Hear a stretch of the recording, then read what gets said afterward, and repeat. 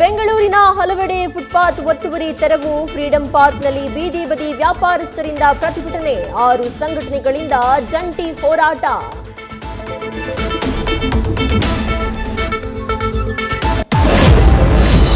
Footpath ತೆರವು ಬೆನ್ನಲ್ಲೇ ಖಾಲಿ ನಿಂತ ವಾಹನಗಳೇ ಟಾರ್ಗೆಟ್. ನಗರದಲ್ಲಿ ಜುಲೈ 10ರಿಂದ ಆಪರೇಷನ್ ಅನಾಥ ವಾಹನ ಪ್ರಾರಂಭ.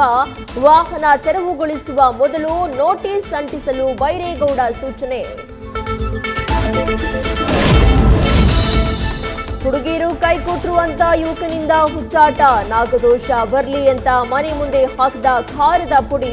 ಒಂದು ಕಾಲದಲ್ಲಿ ನಾನು ಡಾನ್ ಅಂತ ವಿಡಿಯೋ. ಯುವಕನ ಹುಚ್ಚಾಟಕ್ಕೆ ಪೊಲೀಸರು ಸುಸ್ತು.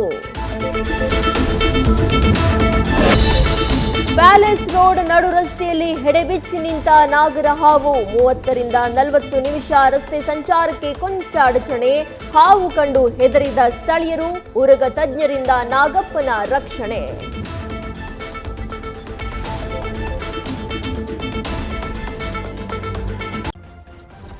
ನ್ಯೂಸ್ ಫಸ್ಟ್ ನಿರ್ಭೀತಿಯಿಂದ ನಿಮ್ಮ ಪರವಾಗಿ.